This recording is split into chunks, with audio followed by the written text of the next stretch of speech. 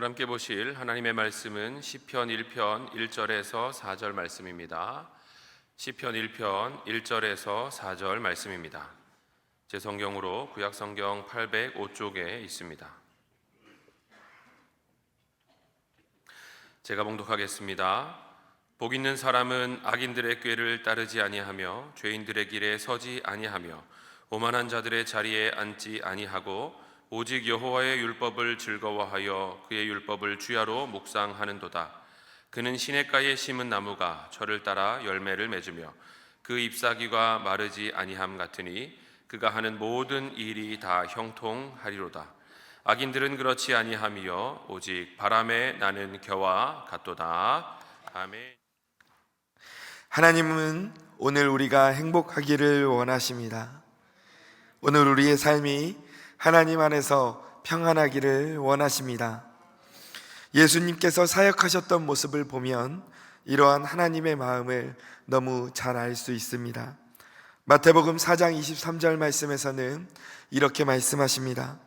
예수께서 온 갈릴리에 두루 다니사 그들의 회당에서 가르치시며 천국 복음을 전파하셨습니다. 그리고 백성 중에 모든 병과 모든 약한 것을 고치셨다고 말씀하십니다. 예수님은 이 땅에서 사역하시는 동안 우리에게 하나님의 말씀을 가르치셨는데 그 말씀은 천국의 복음이었습니다. 하나님 나라에 대해서 우리에게 전파하셨습니다. 우리가 죽어야만 하나님 나라를 누릴 수 있는 것이 아니라 우리가 회개하는 그 순간부터 우리는 하나님과 함께하며 이 땅에서도 하나님 나라를 누릴 수 있다고 가르치셨습니다.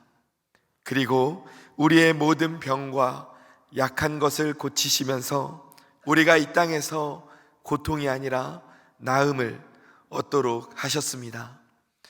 우리를 향한 이러한 주님의 마음, 하나님의 마음이 성경 안에 얼마나 많이 그려져 있는지 모릅니다. 또 요한복음 10장 10절 말씀을 보면 도둑이 오는 것은 도둑질하고 죽이고 멸망시키려고 오지만 우리 주님께서 오신 이유는 양으로 생명을 얻게 하고 더 풍성히 얻게 하려고 오셨다고 말씀하십니다. 우리가 생명을 얻게 하시려는 것, 그리고 그 생명을 더 풍성히 얻게 하시려는 것, 그것이 바로 예수님께서 우리를 향하여 가지고 계신 마음인 줄 믿습니다. 그리고 고린도전서 2장 9절 말씀은 또 무엇이라고 기록되어 있습니까? 기록된 바 하나님이 자기를 사랑하는 자들을 위해서 예비하신 것이 있다고 말씀하십니다. 근데 그것이 무엇입니까? 눈으로 그동안 보지 못했던 것들, 귀로도 듣지 못했던 것들, 우리가 마음으로도 생각해 보지도 못했던 그러한 것들을 주님께서 하나님을 사랑하는 자 우리들에게 허락해 주신다고 약속하셨습니다. 이것이 바로 우리를 향하신 하나님의 마음이심을 믿으시기 바랍니다. 또 예레미야 29장 11절 말씀을 볼까요? 하나님께서 말씀하십니다. 너희를 향한 나의 생각을 내가 아나니 무엇입니까? 평안이요 재앙이 아니니라. 너희에게 무엇을 주시기 위함입니까? 미래와 희망을 주시겠다고 말씀하십니다. 이것이 바로 우리를 향한 하나님의 마음임을 믿습니다. 하나님께서는 우리를 통해서 이 땅 가운데 미래와 희망을 펼치시기를 원하시는 줄 믿습니다. 이 말씀들을 붙잡고 살아가면서 이 말씀대로 하나님께서 나에게 주시는 생명, 풍성한 응답, 평안, 미래, 희망을 누리면서 살아가는 저와 성도님들 되시기를 주님의 이름으로 간절히 축원합니다. 그런데 우리를 향해서 하나님의 마음이 이렇게 펼쳐지고 있고 또 내가 이것을 잘 알고 있음에도 불구하고 안타깝지만 모두가 이 하나님의 복음을 온전하게 누리지는 못하는 것 같습니다. 우리를 향하신 하나님의 마음, 나를 향하신 하나님의 마음은 창세 전부터 지금까지 그리고 영원토록 단 한 번도 변한 적이 없습니다. 하나님은 언제나 항상 내가 행복하기를 원하셨고 내가 항상 평안하기를 원하셨습니다. 언제나 우리에게 미래와 희망을 주고 싶어 하셨습니다. 그런데 우리가 하나님께서 우리에게 주시는 이 복음을 온전히 누리지 못하고 있지는 않습니까? 신앙생활을 오랫동안 하고 있는데도 왜 아직 나는 하나님이 주시는 이 귀한 선물들을 온전히 누리고 있지 못할까요? 더 나아가 왜 나는 변화되지 않을까요? 우리가 한평생 예배를 드리고 하나님의 말씀을 듣는데도 그 삶이 하나님을 믿기 전과 같거나 비슷한 분들을 종종 만나게 됩니다. 어떤 성도님들은 하나님을 믿은 지 5년, 10년이 되고 그리고 20년이 되었는데도 아직도 하나님이 온전히 나의 삶의 주인으로 받아들여지지 않는다는 분들도 계십니다. 그렇게 많은 예배를 드렸는데도 아직 하나님이 주시는 그 하나님의 나라를 누리지 못하는 분들도 계십니다. 왜 우리는 변화되지 않을까요? 왜 우리는 예수님께서 우리에게 주신 이 천국의 복음을, 하나님의 마음을 온전하게 누리지 못하고 있을까요? 오늘 본문인 시편 1편 말씀을 통해서 이 질문에 대한 답을 함께 발견하기를 원합니다. 오늘 본문 시편 1편을 보면 우리가 모두 다 자주 들어서 알고 계시는 말씀이시겠지만 1절부터 4절까지 말씀 다시 한번 읽어보도록 하겠습니다. 복 있는 사람은 악인들의 꾀를 따르지 아니하며 죄인들의 길에 서지 아니하며 오만한 자들의 자리에 앉지 아니하고 오직 여호와의 율법을 즐거워하여 그의 율법을 주야로 묵상하는도다. 그는 시냇가에 심은 나무가 철을 따라 열매를 맺으며 그 잎사귀가 마르지 아니함 같으니 그가 하는 모든 일이 다 형통하리로다. 악인들은 그렇지 아니하며 오직 바람에 나는 겨와 같도다. 아멘. 오늘 말씀을 보면 아주 선명하게 두 개의 그림을 하나님께서 나누어서 보여주고 계십니다. 먼저 첫 번째 그림, 첫 번째 작품명은 시냇가에 심은 나무입니다. 이 나무는 때를 따라서 열매를 맺는데 그 잎사귀가 마르질 않습니다. 생명과 풍요로움이 넘쳐나는 그런 장면이 펼쳐지고 있습니다. 그리고 또 하나의 그림이 등장합니다. 그 그림의 작품명은 바람에 나는 겨입니다. 어딘가에 자리 잡지 못하고 바람이 부는 대로 이리저리 쓸려다니는 그러한 모습들을 보여주고 있습니다. 시냇가에 심은 나무, 바람에 나는 겨, 이 두 개의 그림, 두 장면은 다시 말하면 이러한 단어들로 표현할 수 있습니다.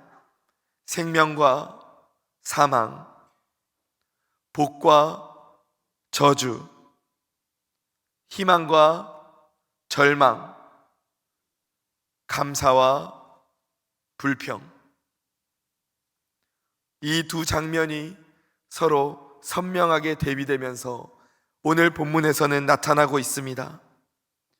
우리 사랑하는 성도 여러분, 저와 성도님들의 인생이 바람에 나는 겨와 같이 되지 아니하고 시냇가에 심은 나무처럼 열매를 얻고 생명을 얻고 누리게 되기를 주님의 이름으로 간절히 축원합니다. 아멘. 하나님께서는 말씀하십니다. 우리의 인생이 이 두 그림 중에 하나가 될 것이라고 말씀하십니다. 그런데 우리 인생이 시냇가에 심은 나무가 될 것인지 아니면 바람에 나는 겨가 될 것인지는 하나님께서 결정해 주시는 것이 아닙니다.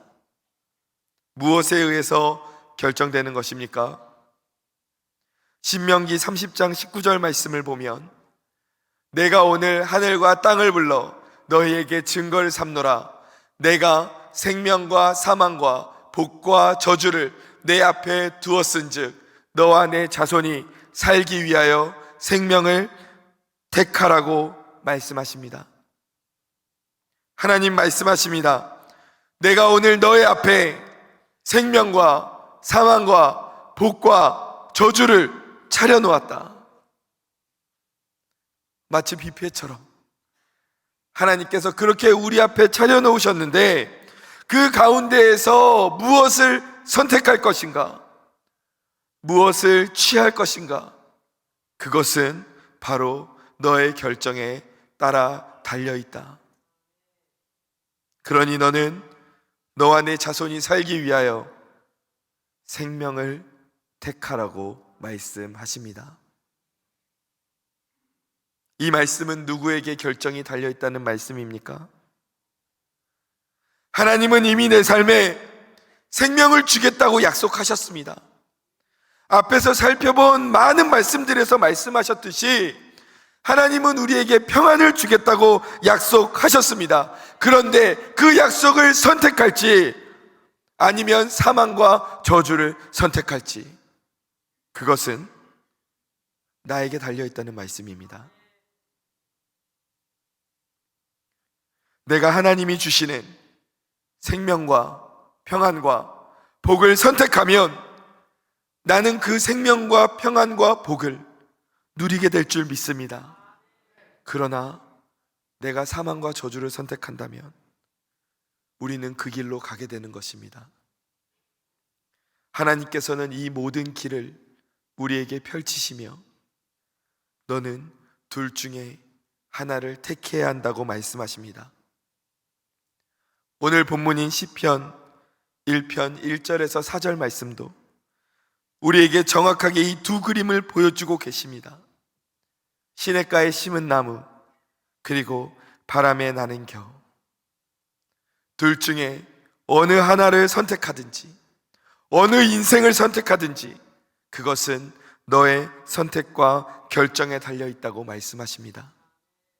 사랑하는 성도 여러분, 그렇다면 우리는 어떠한 삶을 선택해야겠습니까?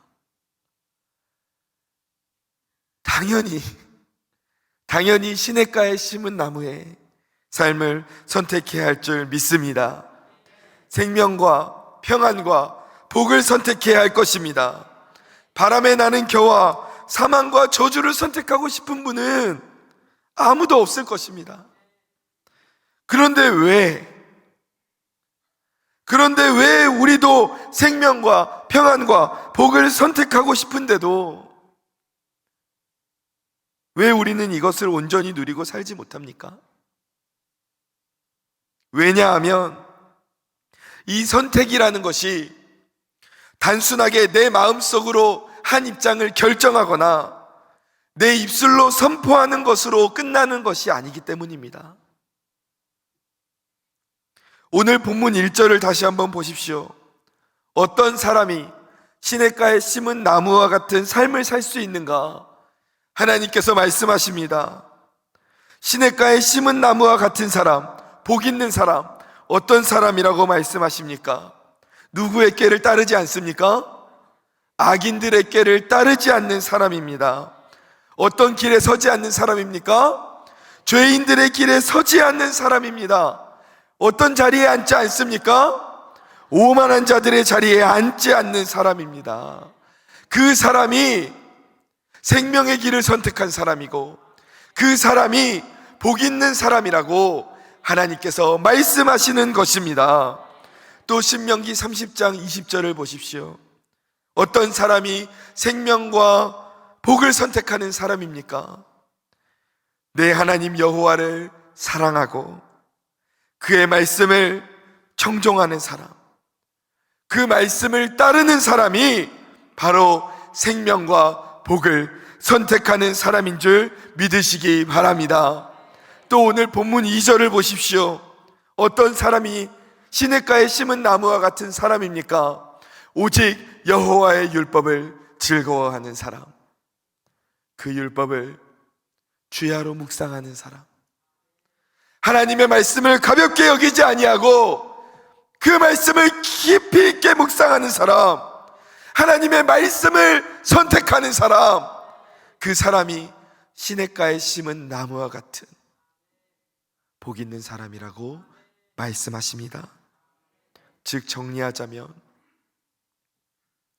내 인생의 복과 저주, 생명과 사망을 결정하는 것은 나의 선택에 따라 달려 있습니다. 그런데 이 선택은 단순히 입술의 선포, 마음의 결정을 떠나 내가 지금 어디에 서 있느냐, 그것에 따라 정하게 된다는 것입니다. 우리는 가끔 레크레이션을 할 때 OX 퀴즈를 할 때가 있습니다. 그러면 문제가 나오면 둘 중에 하나를 선택해야 합니다. 어디에 있을지를 결정해야 합니다. O가 되었든 X가 되었든 두 구역 중에 하나에 정확하게 서 있어야 합니다. 양쪽에 한 발씩 걸치는 것은 없습니다. 그리고 두 구역 중에 어디에 서 있느냐에 따라 한 곳은 살아남고 한 곳은 탈락하게 되지 않습니까? 마찬가지입니다.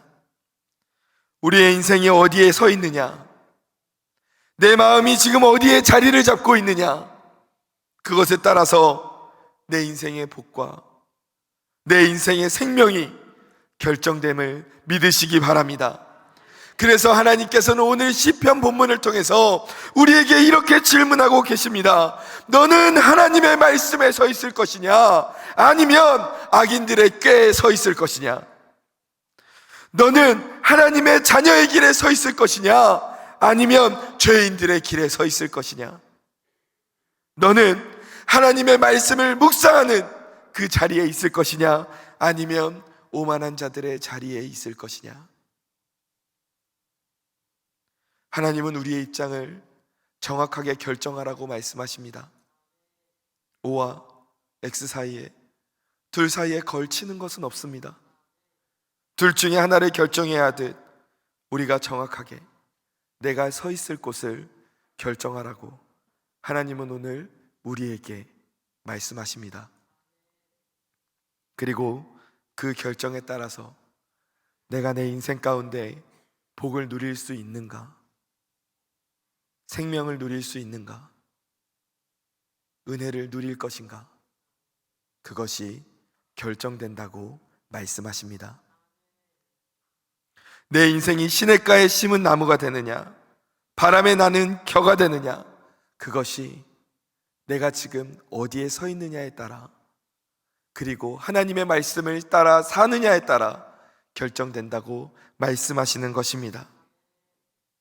왜 내가 그렇게 오랫동안 신앙생활을 하는데도 내 삶에 큰 변화가 없습니까? 왜 내가 하나님이 주시는 복과 평안을 누리고 있지 못합니까? 왜 나는 하나님을 닮아가지 않습니까? 그 이유는 내가 지금 서 있는 자리가 하나님의 말씀이 아니기 때문입니다. 그 말씀 위에 서서 그 말씀을 따르고 실천하면서 살아가야 하는데, 하나님의 말씀을 청종하면서 살아가야 하는데, 하나님의 말씀을 따르지 않고 악인의 꾀를 따르고 죄인의 길에 서 있으며 오만한 자들의 자리에 앉아 있습니다. 그러면 우리는 시냇가에 심은 나무와 같은 열매 맺는 삶을 살 수가 없는 것입니다. 그래서 바울은 로마서 8장 6절에서 이렇게 말합니다. 함께 읽어보겠습니다. 육신의 생각은 사망이요 영의 생각은 생명과 평안이니라. 아멘. 하나님의 말씀인 이 성경 말씀은 성령님에 의해서 쓰였고, 이 성령님의 생각이 글로 표현된 것이 성경입니다. 그래서 이 영의 생각은 하나님의 말씀이라고 생각할 수 있습니다. 그러니까 다시 말하면 하나님의 말씀을 따르는 자, 그 사람은 생명과 평안으로 나아가게 되지만, 반대로 육신의 생각을 따르는 자, 나의 뜻과 주관을 따라가는 사람, 악인의 꾀와 죄인의 길과 오만한 자의 자리에 앉아있는 자는 사망의 길로 나아갈 수밖에 없다고 바울은 말하고 있는 것입니다. 또 갈라디아서 5장 16절에서는 이렇게 말하고 있습니다. 함께 읽겠습니다. 내가 이르노니 너희는 성령을 따라 행하라. 그리하면 육체의 욕심을 이루지 아니하리라. 아멘. 여기서도 동일하게 말씀하십니다. 너희는 누구를 따라 행하라고 말씀하십니까? 성령을 따라 행하라고 말씀하십니다. 너희는 성령의 편에 서야 한다고 말씀하십니다. 하나님의 말씀 위에 서서 그 말씀을 행하면서 살아야 한다고 우리에게 말씀하시는 것입니다. 예수님께서도 말씀하십니다. 마태복음 16장 24절 말씀입니다. 함께 읽겠습니다. 이에 예수께서 제자들에게 이르시되 누구든지 나를 따라오려거든 자기를 부인하고 자기 십자가를 지고 나를 따를 것이니라. 아멘. 주님께서 우리에게 말씀하십니다. 나를 따라오고 싶으냐? 그러면 너의 생각을 내려놓고 나를 따라와라. 육신의 생각에 서 있지 말고 하나님의 생각을 따라야 한다. 주님께서도 우리에게 그렇게 말씀하십니다. 예수님은 우리가 어떻게든 생명을 얻고 그 생명을 더 풍성히 얻기를 원하시는 분임을 믿습니다. 그렇다면 그 예수님께서 걸어가라고 하시는 그 길은 우리가 생명으로 이어지는 길 아니겠습니까? 그 주님께서 말씀하시는 것입니다. 너의 생각을 내려놓고 하나님의 말씀을 따라야 한다. 하나님의 말씀을 따라갈 때 우리가 생명을 얻고 더 풍성히 얻게 될 것이라고 그렇게 말씀하시는 것입니다. 주님께서 그 목적을 이루는 그 길로 하나님의 말씀에 서서 그 말씀을 실천하고 따르는 것을 주님께서 우리에게 보여주시는 것입니다. 성령님께서 이 일을 얼마나 많이 우리에게 도와주시는지 모릅니다. 우리가 이 말씀을 따를 수 있도록 성령님께서 얼마나 역사하시는지 모릅니다. 우리가 신앙생활하면서 말씀을 많이 듣습니다. 우리가 하나님의 말씀에 서서 이 말씀 지키고 따를 수 있도록 성령께서 지금도 돕고 계십니다. 어떻게 돕고 계십니까? 우리가 말씀을 들을 때 깨달을 수 있도록 지성적으로 임재하고 계십니다. 성령의 도우심이 없이는 우리는 단 한 구절도 하나님의 말씀을 내 것으로 깨달을 수가 없습니다. 성령께서 우리에게 이 설교를 듣는 중에 하나님의 말씀을 깨닫게 하시고 우리가 어떻게 살아야겠다, 그 길을 우리에게 보여주시는 것입니다. 이렇게 지성적으로 임재하시는 성령님, 더 나아가 감성적으로도 임재하십니다.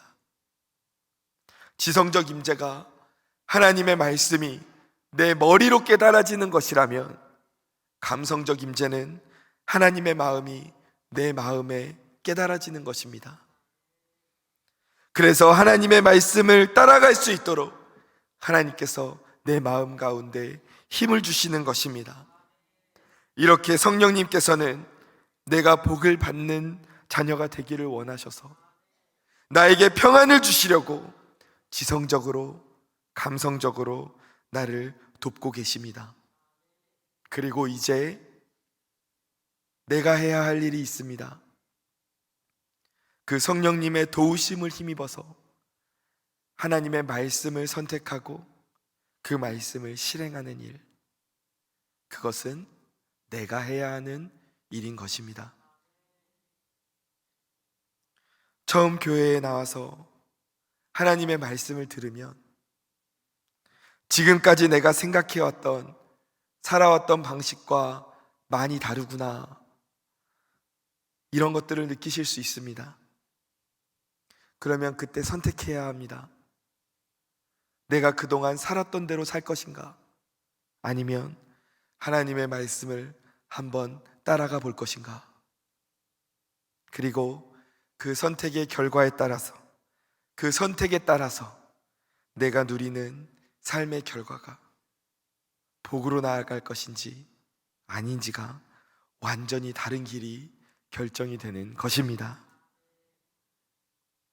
사랑하는 성도 여러분, 또 우리의 모습을 한번 돌아보길 원합니다.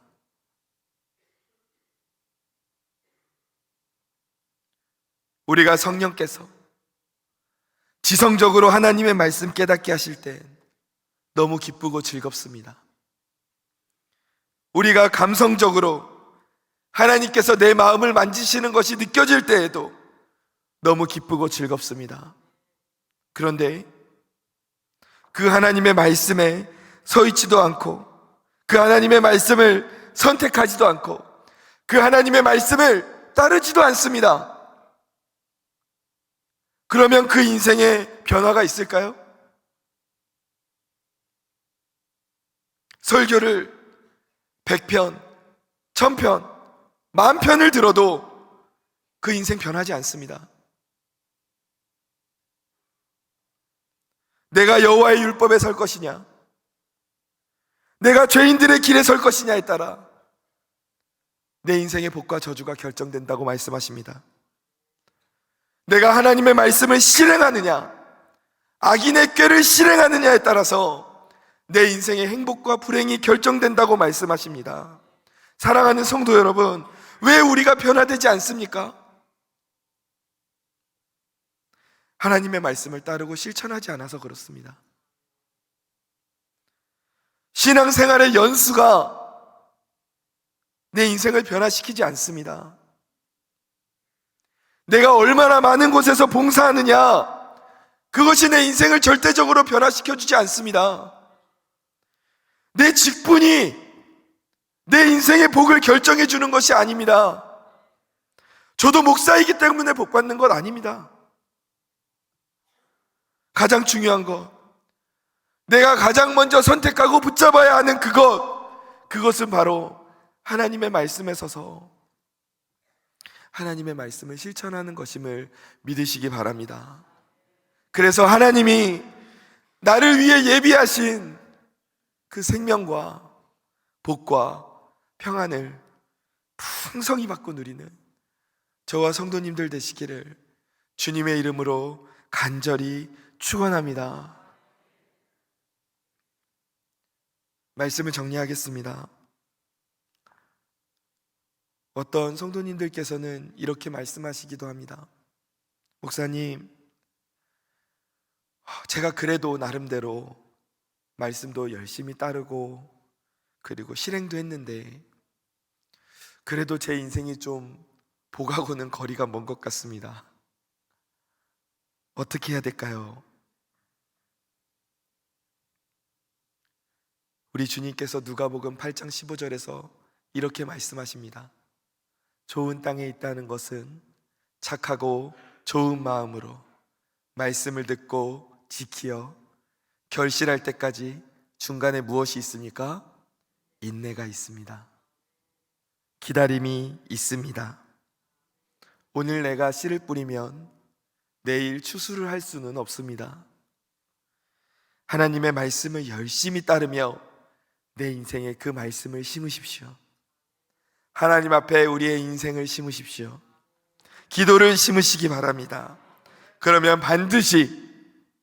반드시 우리 하나님께서 내 인생을 시냇가에 심은 나무와 같이 우리 인생에 하나님의 복의 열매, 은혜의 열매를, 생명의 열매를 충만하게 맺게 하실 줄 믿습니다. 아멘. 제가 오늘 주보를 보고 깜짝 놀랐습니다. 오늘 말씀의 답이, 결론이 벌써 주보에 나와 있더라고요. 주보를 보니까 설교 제목이 왜 나는 변화되지 않을까? 그런데 담임 목사님하고 말씀을 맞춘 것도 아닌데 그 밑줄에 이렇게 담임 목사님이 설교 제목을 정하셨어요. 나 때문에. 왜 나는 변화되지 않을까? 나 때문입니다. 하나님 때문이 아닙니다. 내가 하나님의 말씀을 선택하지 않아서 그렇습니다. 내가 하나님의 말씀대로 살지 않아서 그렇습니다. 하나님 말씀 붙잡고 한번 살아보십시오. 한번 저도 같이 그렇게 살기를 원합니다. 그러할 때 하나님께서 우리의 인생에 바람에 나는 겨가 아니라 시냇가에 심은 나무와 같이 아름다운 그림으로, 풍요로운 그림으로 빚어가실 줄 믿습니다. 그 하나님의 말씀을 실행하며 붙잡으며 나아가는 저와 성도님들 되시기를 주님의 이름으로 간절히 축원합니다. 사랑이 많으신 하나님, 주님, 내 인생이 왜 변하지 않습니까? 하나님 때문도 아니요, 다른 누구의 잘못도 아니요, 내가 하나님의 말씀을 선택하지 않아서, 내가 하나님의 말씀을 따라 실행하며 살지 않아서 주님, 내 인생에 변화가 없었구나, 이것을 깨닫게 되었습니다. 하나님, 이제 변화되길 원합니다. 하나님께서 나를 위해 예비해 주신 그 복과 은혜와 생명을 내가 풍성히 누리면서 살기를 원합니다. 그렇게 살기 위해서 주님, 내가 하나님 말씀 붙잡고 따르기를 원합니다. 악인들의 꾀를 따르지 아니하고 죄인들의 길에 서지 아니하고 오만한 자들의 자리에 앉지 아니하며 오직 여호와의 율법을 즐거워하여 그 율법을 주야로 묵상하는 자, 하나님의 말씀을 선택하고 그 말씀을 실행하며 살아가는 자, 그 사람이 바로 내가 되기를 원합니다. 주님, 내 인생을 바람에 나는 겨와 같이 되지 않게 하시고 시냇가에 심은 나무와 같이 풍성한 복의 열매를 맺는 인생 되게 하여 주옵소서. 하나님의 말씀을 붙잡고 승리함으로 말미암아 주여 그러한 인생을 살아가는 복을 나에게 허락하여 주옵소서. 오늘도 우리와 함께 하시는 주님 감사합니다. 사랑이 많으신 예수님의 이름으로 기도드립니다. 아멘.